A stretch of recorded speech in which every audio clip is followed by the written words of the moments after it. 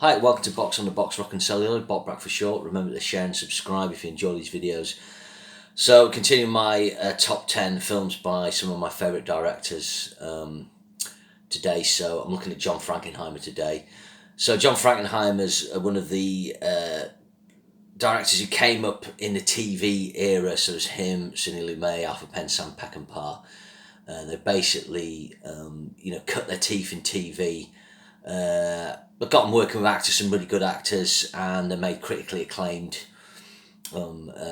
television programs like Playhouse 90 and things like that.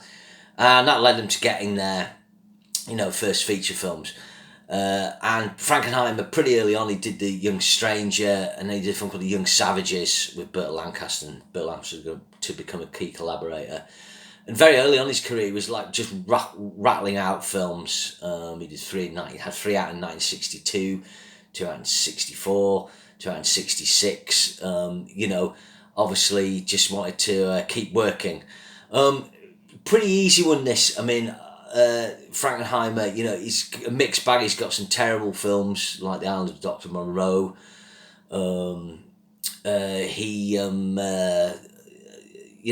His horror film from 1979, Prophecy, it's pretty hokey, but it's worth seeing. And then there's just weird things like I Walk the Line with Gregory Peck and things like that.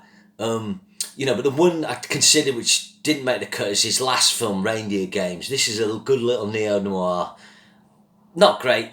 Good 7 out of 10 though, starring Ben Affleck and Charlize Theron. It's worth watching. I think it had a different name over here, but I can't remember in England. But I've seen this a couple of times and enjoyed it. It's got a signature, gun with a silencer on the end with a big lens on, a big wide angle lens, which is like a key shot you kind of brought back from another film. I do enjoy it. It's a decent watch. But let's jump in the top 10. So my number 10 choice is his 1969 film, The Gypsy Moth. So this is quite unusual. It's about a travelling dead old kind of freefall parachute group. And they kind of go from town to state fairs doing performances. It's quite interesting because he's got an early sort of Gene Hackman performance, just as he's getting noticed after Bonnie and Clyde.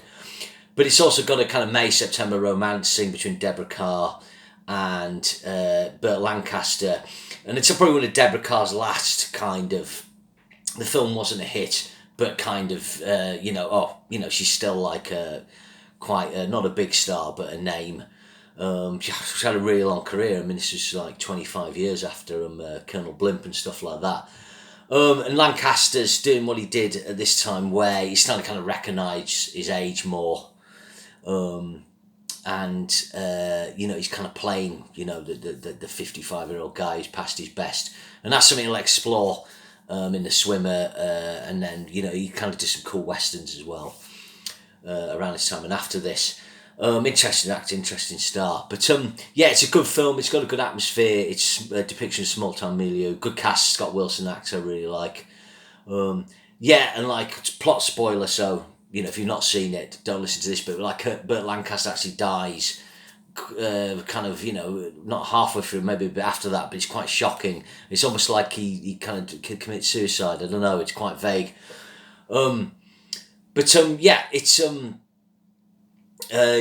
intentionally falls to his death, it says there. So it's interesting. It only got limited release, but I like it, and it's worth checking out. So my next choice is 7 Days in May. This is a political thriller from 1964. So this is Burt teaming up with John again. Another really cool collaboration. I mean, I think they did 1, 2, 3, 4 or 5 films together.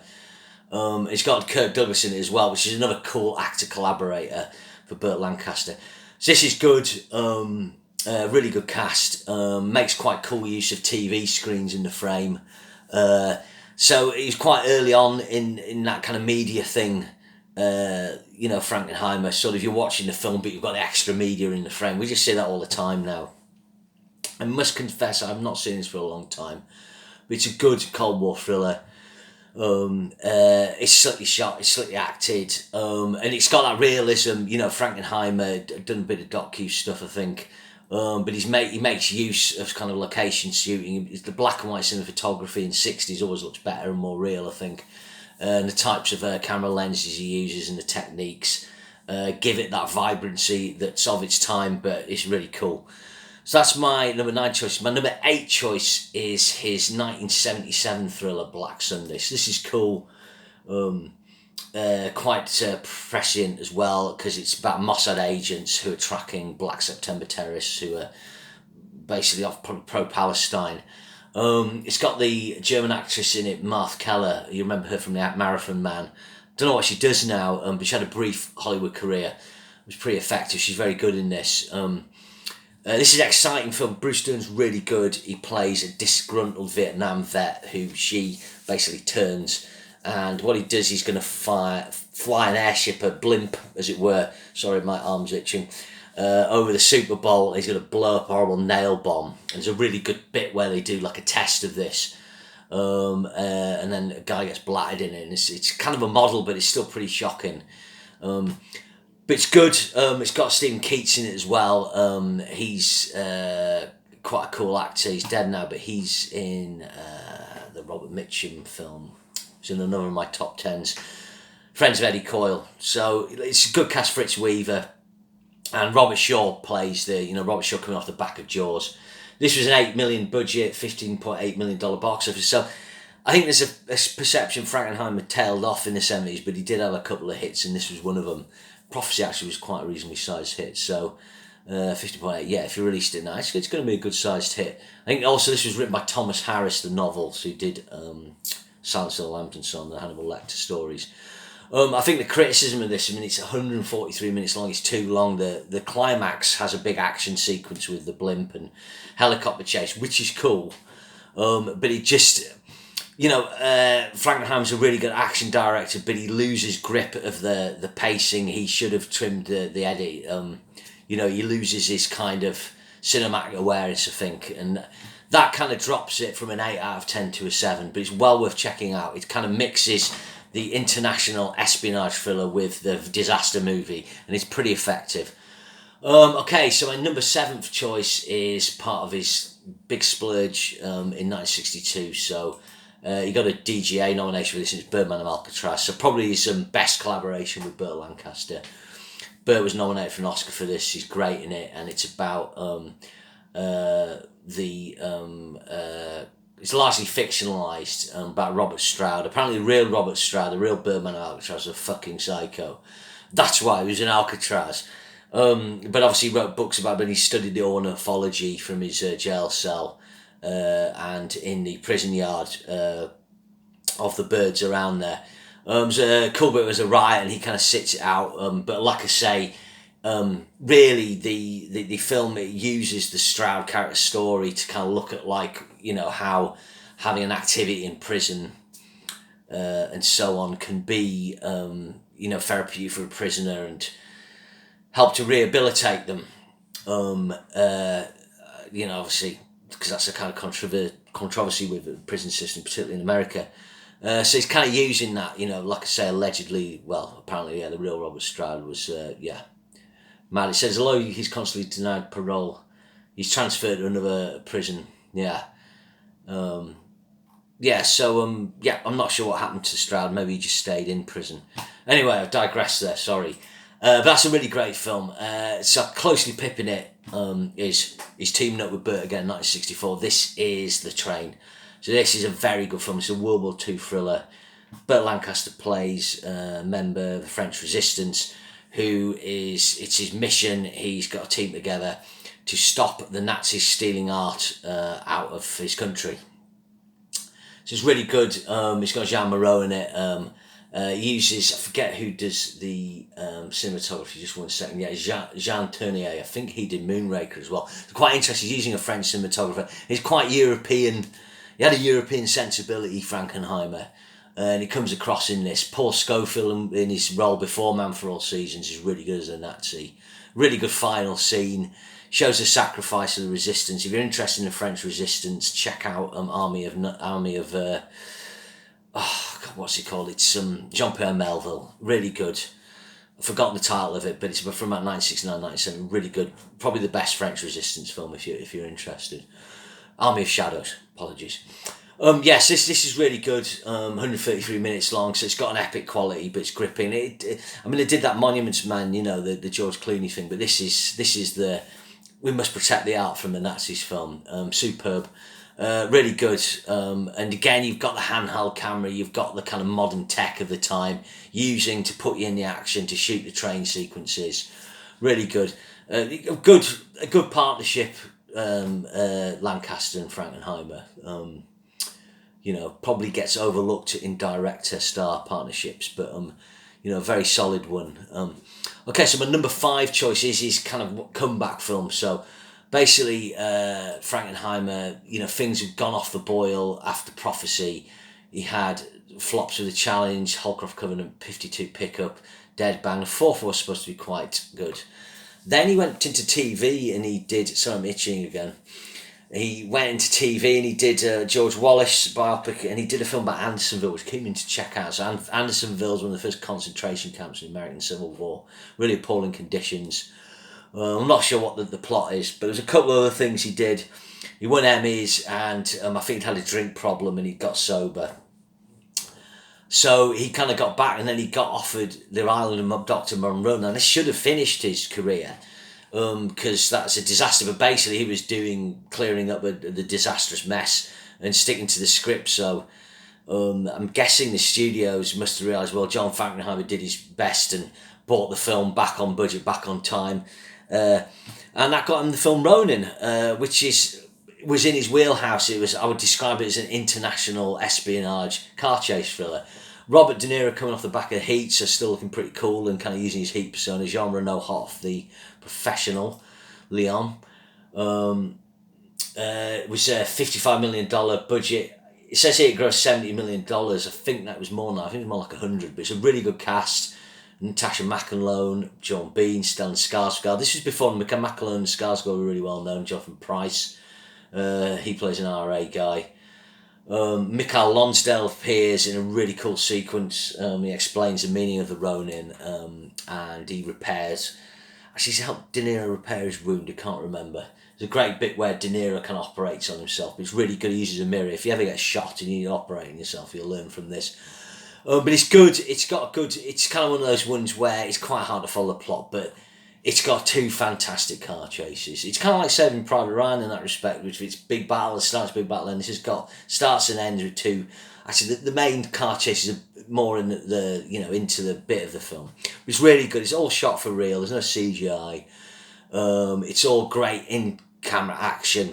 On the cars, on the side of cars, with the actors behind the wheels. Just really good. I think Rene Julien did some stunt work on it. He's the famous guy. I'm just checking there. I think he did. And it's just very entertaining. It moves at a good pace. Just checking the length. Yeah, 120 minutes. It's the right length for this kind of film.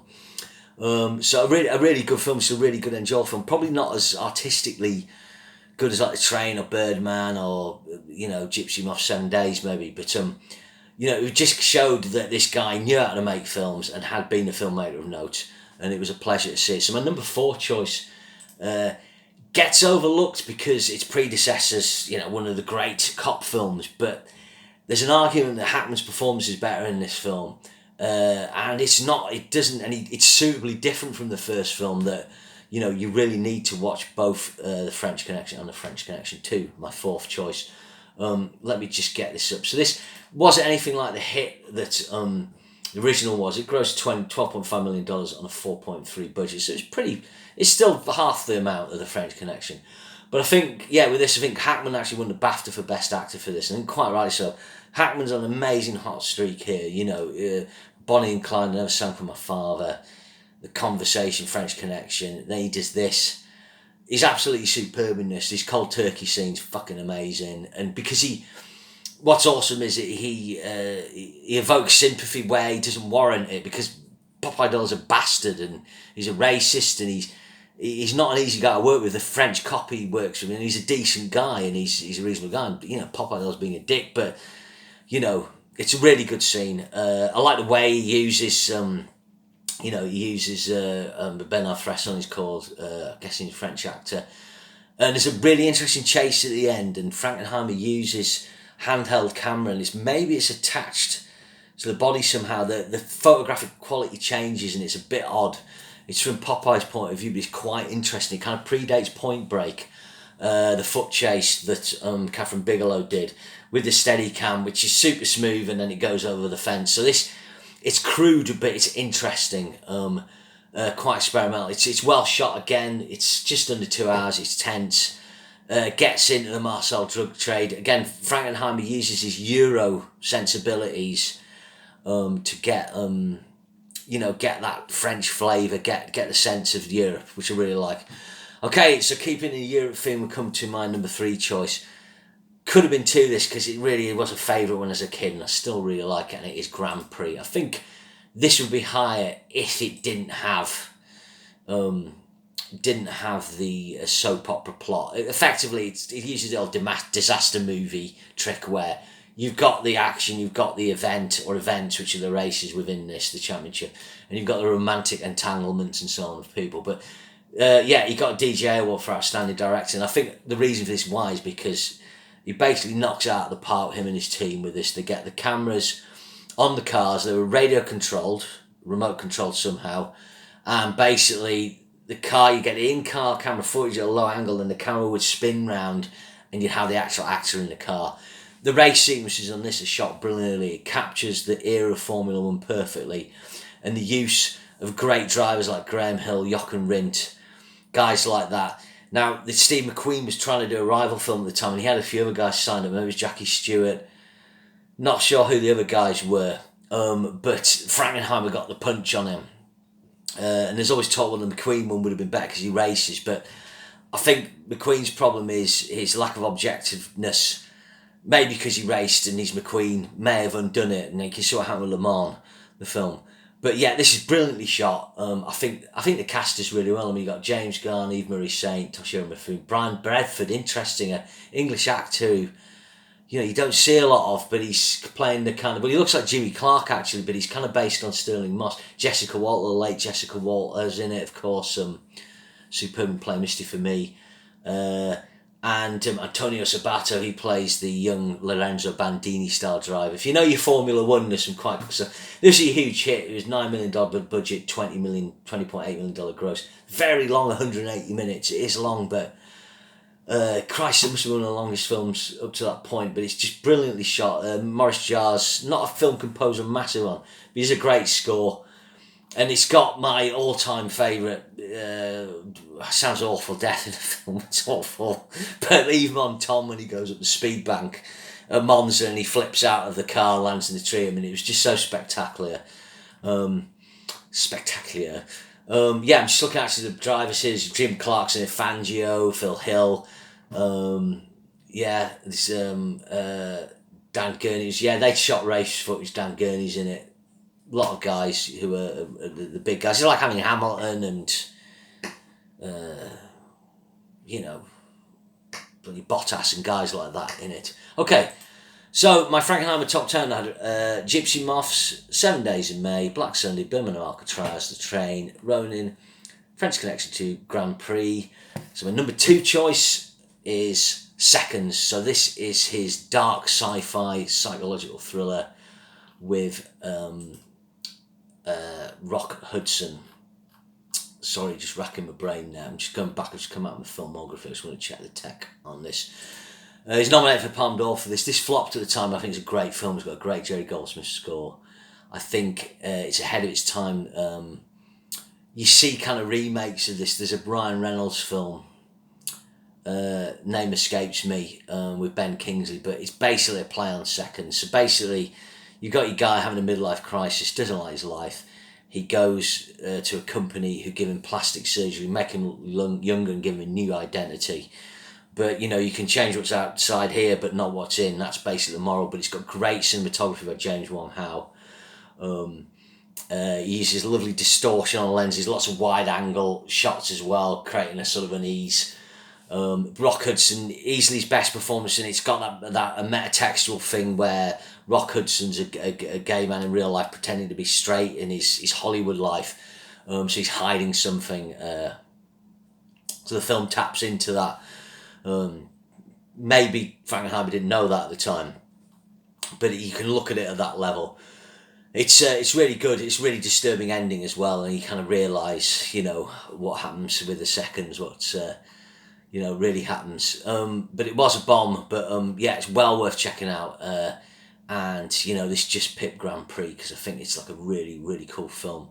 So that was my number 2 choice. And number 1, probably of no surprise to you, I think this is his one film which his other films are really good. You could say they're not all classic. They've kind of got classic elements. You might say Grand Prix is a classic motor racing film, but he's an interesting film. He's a quality filmmaker. But this is his one undisputed masterpiece, and it's his one undisputed classic, and it's The Manchurian Candidate. So this is a classic paranoid conspiracy thriller. It's the granddaddy of those. Without The Manchurian Candidate, no paranoid conspiracy political thrillers. You get no Parallax View. You get no All the President's Men. You just don't get them. It's a funny film as well. It's got a streak of black humour. The acting's great, particularly from Lawrence Howard. Does a great American accent. One of the first British actors to do a convincing American accent, Lawrence Harvey. I think there's a Lawrence Howard before then. Sorry. And he doesn't really get credit. He's kind of forgotten about, but great. Frank Sinatra's really good. It kind of, like Frank in a Straight Roll, Janet Leigh, Angela Lansbury's superb. Henry Silva has the first use of martial arts, I think, in a Hollywood film. 126 minutes, great.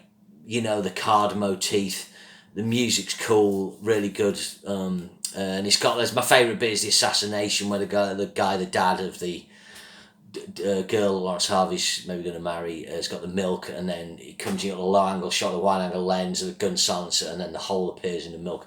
Just a brilliant film. The brainwashing sequences are brilliant. The Denzel Washington, Jonathan Demme remakes, okay, it's just 6 out of 10. This is 10 out of 10 all the way. One of the top films. Great. So that's my Frankenheimer top 10. Like I say, not an auteur, but a guy with chops, a guy with technique, a guy who used interesting camera work, and in his peak period in the 1960s, very much one of the key filmmakers of his time, and some good later stuff. So thanks for checking that out. Cheers.